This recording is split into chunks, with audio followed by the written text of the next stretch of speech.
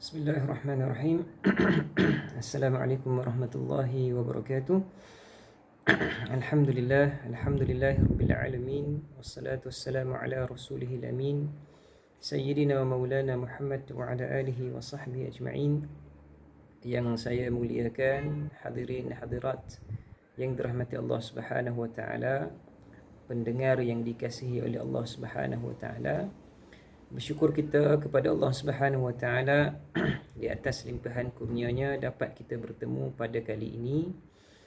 Dan insya-Allah taala untuk kali ini saya akan kongsikan dengan hadirin hadirat yang dirahmati Allah Subhanahu Wa Taala suatu perbicaraan, suatu maklumat, satu perkongsian yang berkaitan dengan tarbiyah, iaitu pentarbihan anak-anak sebagaimana yang telah dinukilkan daripada alim ulama kita, dan saya merujuk kepada Tarbiyatul Aulad yang telah ditulis oleh Syekh Abdullah Nasir Ulwan. Dan pada kali ini insya-Allah taala kita cuba melihat bagaimanakah nasihat imam dan panduan imam kepada kita dalam mentarbiah dan juga menjaga anak-anak kita semasa dan juga berada dalam keadaan yang melanda sekarang kita ini, iaitu COVID-19. Apa yang saya ingin kongsikan pada kali ini insya-Allah bagaimana pandangan alim ulama kita yang diambil daripada Al-Quran, daripada hadis Nabi Muhammad sallallahu alaihi wasallam, daripada athar, daripada pandangan-pandangan ulama-ulama berkaitan mentarbiah anak, dan bagaimana ianya berkaitan dengan kehidupan ataupun zaman ketika mana datangnya wabak. Dan pada kali ini insya-Allah taala saya cuba ringkaskan kepada beberapa perkara penting insya-Allah taala.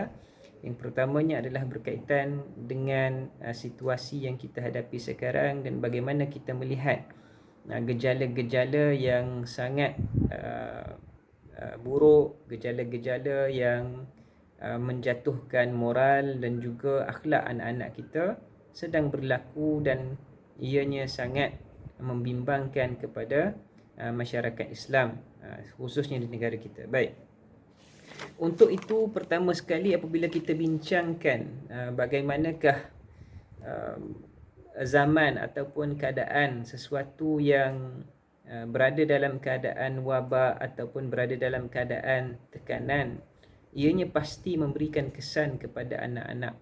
Kerana apabila kita melihat sikap dan juga tabiat anak-anak, mereka adalah daripada golongan yang sukakan kepada bersukaria, mereka sukakan kepada permainan, mereka sukakan kepada pergaulan, mereka suka untuk melakukan sesuatu yang bersifat kecergasan, bersifat efektif dan sebagainya.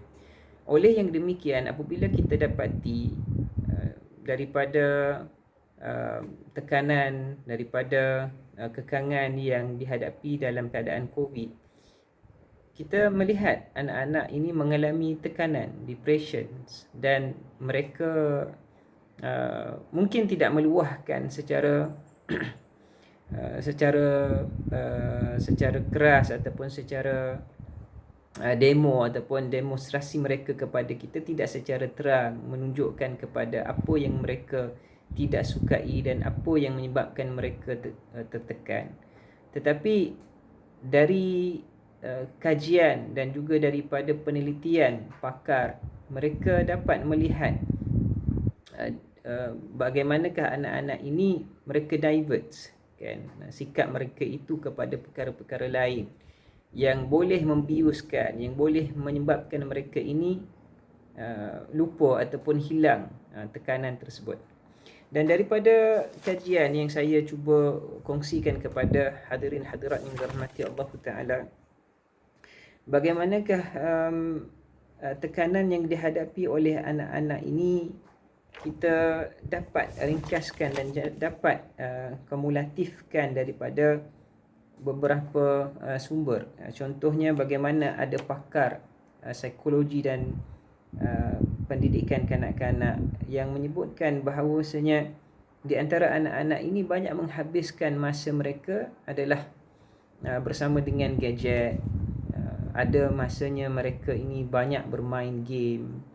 Ada masanya mereka ini berada dalam keadaan yang melayan hiburan lebih banyak daripada melakukan aktiviti-aktiviti yang bersifat kecergasan dan bermanfaat untuk mereka. Dan kalau kita melihat, bagi setengah pihak, bagi ibu bapa menganggap ini adalah satu perkara yang baik, kerana mungkin satunya mereka ringan akan bebanan mereka memantau anak-anak, ataupun bebanan mereka menumpukan terhadap pekerjaan mereka sendiri. Tetapi dari sudut yang lain, kita melihat apabila membiarkan anak-anak itu berada dalam keadaan mereka senang dengan apa yang mereka lakukan sendiri, contohnya dalam melayari internet, dalam mengambil hiburan-hiburan yang sangat banyak, maka ia menatijahkan dengan natijah yang tidak baik. Bahkan kalau kita melihat bagaimanakah pada tahun lepas sahaja, bermula daripada Januari hingga Oktober, bagaimanakah pihak berkuasa, polis sendiri pun telah mengeluarkan statistik yang cukup membimbangkan kita, mengejutkan kita, bagaimana terdapat 538 kes yang melibatkan remaja sahaja. Dan kebanyakan daripada mereka ini terlibat dalam jenayah mencederakan orang, mencuri motosikal. Dan ada yang paling ramai adalah 90% daripadanya adalah daripada mereka yang menjadi mangsa kepada rogol. Dan sekitar umur pelajar-pelajar tersebut, remaja tersebut adalah daripada 13 hingga 18. Dan begitu juga dalam permasalahan narkotik. Bahkan disebutkan oleh pihak berkuasa, bagaimanakah 36% daripada kes yang berlaku dalam jenayah adalah daripada penyalahgunaan dadah, yang mana melibatkan usia pelajar daripada 13 hingga 18 tahun. Begitu juga dalam hal-hal moral yang lain, contohnya dalam menonton pornografik, iaitu menonton ataupun menyaksikan filem-filem ataupun scene-scene yang lucah. Bagaimana pada tahun 2018 sendiri disebutkan sebanyak 80% usia 10 hingga 17 tahun ini menonton dan menyaksikan pornografik secara sengaja. Dan ini adalah perkara yang menatijahkan perkara yang sangat tidak baik. Kerana apa? Kerana dalam perangkaan ataupun dalam kajian dan juga rekod perangkaan kes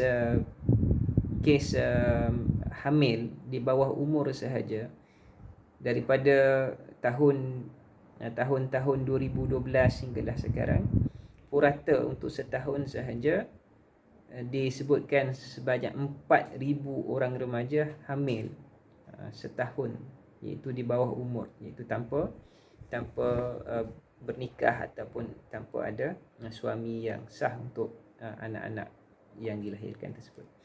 Ini adalah perkara yang kita sebutkan suatu masalah ataupun suatu perkara yang sangat membimbangkan umat Islam di negara kita, kerana apabila kita sebutkan sebagai manusia yang beragama Islam, norma-norma ataupun kebaikan-kebaikan yang kita inginkan daripada anak-anak itu adalah sangat tinggi. Dan oleh yang demikian, Syekh Abdullah Nasir Udwan apabila menyebutkan dalam Tarbiyatul Aulad, di antara perkara yang boleh menyebabkan anak-anak ini hilang panduan dalam kehidupan mereka dan terjebak kepada perkara-perkara yang buruk sebagaimana yang telah kita sebutkan tadi.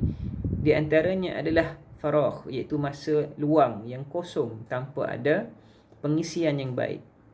Yang keduanya adalah rufaqa isu, iaitu teman baik ataupun teman yang rapat tetapi mereka adalah daripada orang-orang yang tidak bermoral dan orang-orang yang disebutkan tidak memberikan manfaat dari segi kehidupan dan juga keagamaan. Dua perkara ini, katanya Syekh Abdullah Nasir Alwan, adalah perkara yang sangat dekat dengan anak-anak. Oleh yang demikian itu, beliau menyarankan kepada ibu bapa sentiasa memantau dan juga sentiasa memberikan pendidikan kepada anak-anak mereka, sama ada dengan nasihat, sama ada dengan suhbah. Suhbah ini bermaksud berteman, sama ada mengadakan sesuatu ruang perbicaraan dengan mereka. Kerana apa? Kerana ianya dituntut dalam agama Islam. Contohnya, katanya Umar Al-Khattab radhiyallahu ta'ala wa ardah, alimu awladakum rimayata was-sibahata wa maruhum annahu yathibu 'ala al-khayli wathban. Katanya Umar Al-Khattab radhiyallahu ta'ala wa ardah, wahai ibu bapa, ajarlah anak-anak kalian itu rimaya was-sibaha, memanah dan juga berenang, dan ajarkanlah mereka itu menunggang, iaitu menunggang kuda, sebagaimana kuda itu berlari. Jadi di sini, walaupun perkara-perkara yang disebutkan oleh Umar Al-Khattab radhiyallahu ta'ala wa ardah itu bukan perkara yang boleh dilakukan oleh semua ibu bapa, tetapi apa yang kita faham adalah kebersamaan ataupun pergaulan yang mesti dipamir dan ditonjolkan oleh ibu bapa itu adalah sesuai dengan kecergasan dan juga masanya anak-anak, walaupun tidak mampu melakukan aktiviti-aktiviti sedemikian, tetapi bagaimanakah kesediaan ibu bapa itu untuk bersama dengan anak-anak tersebut dalam perkara-perkara yang bermanfaat adalah lebih diutamakan. Begitulah juga perkara yang disebutkan oleh Rasulullah sallallahu alaihi wasallam. Nabi sallallahu alaihi wasallam menyebutkan kullu syai'in laisa min dzikrillahi fahuwa lagwun aw lahwun. Nabi menyebutkan setiap sesuatu itu yang tidak ada zikir padanya, itu mengingati Allah Ta'ala, maka ianya adalah lagwun, perkara yang lara, yang sia-sia, aw lahwun, ataupun perkara yang main-main, aw sahwun, ataupun perkara yang melalaikan, illa arba'a khisal, melainkan 4 perkara yang istimewa. Kata Nabi sallallahu alaihi wasallam, masyir rajulu bainal ghardain, iaitu berjalannya seseorang di antara dua tempat target, itu tempat sasaran, daripada tempat dia melangkah dan tempat dia menuju, iaitu arimayah, iaitu melontar lembing, berpanah dan sebagainya. Wa ta'dibihi fursah, ataupun belajar menunggang kuda.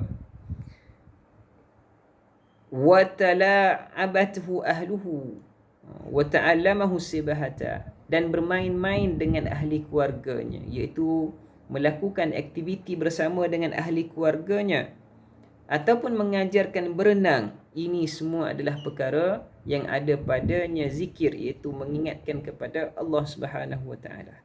Lihat kepada sabda Nabi sallallahu alaihi wasallam yang istimewa ini, menyatakan bagaimanakah ada perkara-perkara yang bersifatnya lara, ada bersifatnya kelalaian apabila tidak ada padanya zikir kepada Allah Ta'ala. Tetapi pada perkara-perkara yang seperti ini, kan, melontar lembing, memanah, berenang dan menunggang kuda, bermain-main dengan ahli keluarga, ini adalah sebahagian daripada zikir kepada Allah Subhanahu wa taala. Bagaimanakah untuk kita sampai dan kita faham kepada keadaan tersebut adalah tujuan daripada perkara yang disebutkan oleh Nabi sallallahu alaihi wasallam ini adalah untuk mengekang dan memelihara anak-anak tersebut daripada bersendirian dan dan jatuh kepada lembah-lembah yang maksiat. Maka nihayah ini ataupun perkara yang melindungi ini juga adalah sebahagian daripada zikir ataupun ingat kepada Allah Subhanahu wa taala. Oleh yang demikian, wahai hadirin hadirat yang dirahmati Allah Taala, saksikanlah bagaimanakah besarnya pergaulan, bagaimanakah besarnya panduan dan nasihat ibu bapa ini kepada anak-anak, walaupun dalam aktiviti yang bersifat riyadhah, bersifat kebersamaan, ianya semuanya membawa kepada redha Allah Subhanahu wa taala. Oleh yang begitu juga kita dapati bahawasanya untuk menjadikan diri ibu bapa dapat melakukan perkara-perkara yang bersifat kebersamaan ini, pergaulan ini, mereka mesti menghayati kehidupan sebagai seorang yang anis, iaitu yang lemah lembut, yang terbuka, yang sentiasa melihat optimistik dalam ahli keluarga mereka. Kerana Nabi SAW menyebutkan akmalul mu'mini imanan ahsanuhum khuluqa. Orang mukmin yang sempurna imannya dan baik adalah yang baik akhlaknya. Wa altafahum bi ahlihi, dan yang paling mesra dan paling peramah dengan ahli keluarganya. Dan inilah yang menjadi pokok utama dalam kehidupan ibu bapa apabila mereka ini menyantuni anak-anak mereka. Mereka mesti menunjukkan akhlak yang baik. Sebab itu kalau kita lihat dalam taujihat ataupun panduan pakar psikologi bagi mendepani masalah-masalah kritikal moral masyarakat ataupun anak-anak kecil, anak-anak mereka pada zaman COVID ini, mereka mengajar, pakar ini mengajar kepada ibu bapa supaya memantau dan juga melihat apakah kandungan yang terdapat dalam pelayaran ataupun siaran telefon ataupun internet yang mereka anak-anak itu layani. Kerana apa? Kerana ada di antaranya adalah yang bersifat advertise sahaja, kan. Sebab itu ibu bapa ini mesti juga celat internet, kan, mesti juga faham akan aplikasi ataupun button privacy dan sebagainya supaya dapat memantau dan menjaga anak-anak mereka daripada terjerumus kepada perkara-perkara yang mereka tidak dapat hindari keburukannya pada masa hadapan. Dan begitulah juga katanya Umar Al-Khattab radhiyallahu taala wa ardah. Umar Al-Khattab radhiyallahu taala wa ardah mengingatkan yang bagi li rajuli ay yakuna fi ahlihi kasabi. Sepatutnya bagi seorang bapa, seorang ibu, apabila mereka ini berdepan ataupun berinteraksi dengan anak-anak adalah seperti anak kecil juga. Mereka berinteraksi dengan rakan sepermainan mereka. Ai fil anasi wasuhulah, iaitu dalam keadaan lemah lembut, dalam keadaan suhulah, memudahkan segala perkara. Fa idza kana fil qaumi kana rajulan, walaupun dia ini dalam ibu bapa ini dalam masyarakatnya, dalam komunitinya, dalam rakan pekerjaannya adalah seorang ketua ataupun seorang yang sangat tegas. Jadi di sinilah yang kita inginkan dalam masyarakat kita, macam manakah ibu bapa itu berperanan dalam melahirkan anak-anak dan menjaga mereka, bukan sekadar sahaja memberikan makan minum tempat tinggal yang baik, tetapi juga adalah ibu bapa yang sentiasa memberikan diri mereka tadi, iaitu memberikan gambaran diri mereka kepada anak-anak itu dengan gambaran yang baik. Dan jangan lupa kepada perkara yang sentiasa diingatkan oleh Nabi SAW, bahawasanya ibu bapa itulah tontonan dan juga ibu bapa itulah murabbi ataupun guru kepada anak-anak. Dan pribadi ataupun kriteria yang pertama anak-anak itu akan adapt, akan sesuaikan diri mereka adalah apa yang mereka lihat daripada kedua ibu bapa mereka. Hadirin hadirat yang dirahmati Allah Subhanahu wa taala, sesuai dengan keadaan kita yang kita hadapi dengan COVID-19 ini, dalam fatrah pengawalan, dalam fatrah kita ini melakukan SOP dan sebagainya, mesti juga kita ingat bahawasanya ada sahaja ruang yang boleh menyebabkan kita ini lalai dan menyebabkan kita ini alpa dengan tanggungjawab kita terhadap anak-anak. Maka oleh yang demikian, mesti kita gandakan usaha kita pada saat ini. Mungkin ianya satu perkara yang terbeban, perkara yang melelahkan, yang meletihkan.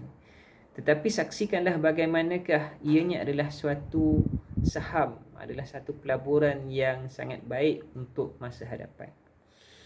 Kerana Nabi SAW ketika mana mengingatkan tentang anak, Nabi SAW menyebutkan mencium anak itu adalah mencium haruman daripada syurga Allah Subhanahu Wa Taala. Maksudnya apa? Mencium itu adalah daripada perasaan sukanya kita kepada anak-anak. Dan perasaan suka kepada anak-anak itu bukan di atas landasan emosi sahaja, bukan di atas rasa kebanggaan sahaja. Bahkan mencintai kepada anak-anak itu adalah mesti mengharapkan yang terbaik untuk masa depannya. Dan apakah beroleh kebaikan pada masa hadapan anak-anak itu dengan melayan segala kehendak dan juga melayan segala keinginan anak-anak yang tidak terpandu dengan apa-apa pun. Oleh yang demikian, maka Nabi SAW menyebutkan mencium haruman syurga itu adalah bagaimana kita memasukkan ke dalam pemikiran, memasukkan ke dalam akhlak, tindakan, etika anak-anak itu dengan akhlak, tindakan, pemikiran yang dianjurkan oleh Islam dan lunas-lunas yang diajarkan oleh Rasulullah SAW, supaya kita tidak akan menyesal pada kehidupan kita di akhirat ataupun kehidupan tua kita nanti. Nabi SAW juga mengingatkan kepada kita bahawasanya sahabat yang baik itu adalah sahabat yang di atas dasar agama. Maksudnya Nabi SAW mengajarkan kepada kita untuk menyantuni dan juga berinteraksi dengan anak-anak ini adalah dengan persahabatan dan interaksi sebagai seorang yang beriman kepada Allah Ta'ala. Falyanzur ahadukum man yukhalilu, lihat kepada orang yang kamu gauli itu, siapakah mereka? Kerana tu'raf bi imanihi, tu'raf bi akhlaqihi, tu'raf bi dinihi. Kerana manusia itu dikenal akan dirinya adalah melalui daripada sahabatnya itu. Kalau sahabatnya itu tidak baik, maka kemungkinan besar dia adalah orang yang tidak baik. Begitu juga dengan kehidupan kita. Seandainya kita ini melatari kehidupan keluarga kita dengan akhlak yang baik, maka itulah yang akan dihasilkan terhadap anak-anak kita. Maka pada saat ini saya suka menyebutkan sekali lagi bahawasanya kita ini mungkin menghadapi kesukaran dalam menterbiah anak, dalam bekerja lagi, dalam melakukan aktiviti-aktiviti yang lain, dan ia memerlukan kepada gandaan double efforts yang sangat besar kepada kita. Tetapi ingatlah bahawasanya setiap perkara yang kita lakukan untuk kebaikan keluarga kita, untuk kebaikan ahli keluarga kita, untuk kebaikan rumah tangga kita, kita bersabar dengan kerenah mereka, bersabar dalam mentarbiah mereka, bersabar dalam mendidik mereka, ianya akan mendapat ganjaran yang besar di sisi Allah Subhanahu Wa Taala.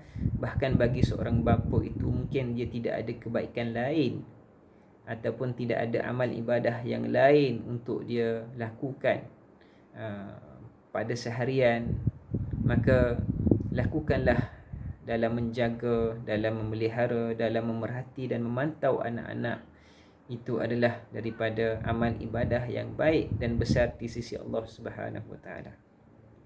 Dan akhirnya saya ingin memberikan nasihat ini kepada hadirin hadirat yang dirahmati Allah Ta'ala dan kepada diri saya sendiri. Kita mesti berwaspada sentiasa. Kita mesti tidak lalai dan kita mesti berada dalam keadaan sentiasa sedar bahawasanya apa yang kita lalui ini adalah daripada ujian dan juga daripada pemerhatian Allah Subhanahu Wa Taala. Baiknya kita dengan Allah Taala, akrabnya kita dengan Allah Taala, banyaknya kita berserah kepada Allah Taala, banyak kita berdoa kepada Allah Taala, dan banyak itulah akan menenangkan, akan merenggakan dan melegakan hati kita dalam menghadapi segala pancaroba dan tribulasi, walaupun ianya mungkin mencengkam kehidupan kita seketika. Tetapi ingatlah bahawasanya Allah Subhanahu Wa Taala yang memperjalankan takdirnya sekarang, memperjalankan segala ujiannya sekarang, supaya kita ini dapat bersabar dan dapat mempersembahkan hati yang paling baik, hati yang paling suci dan ikhlas dalam menghadapi segala ujian Allah Subhanahu Wa Taala. Setakat ini dahulu peringatan daripada saya. Banyak kekurangan dan banyak kesilapan, ianya semuanya daripada diri saya. Semua yang baik daripada Allah Subhanahu Wa Taala. Aku liqauli hadza wa astaghfirullah li wa lakum. Wassalamualaikum warahmatullahi wabarakatuh. Alhamdulillah wassalatu wassalamu ala Rasulillah wa ala alihi wa sahbihi ajma'in. Allahumma faqqihna fi dinikal Islam wa ulumiddin ya akramal akramin. Wa sallallahu ala sayyidina maulana Muhammad wa ala alihi wa sahbihi ajma'in. Walhamdulillahi rabbil alamin.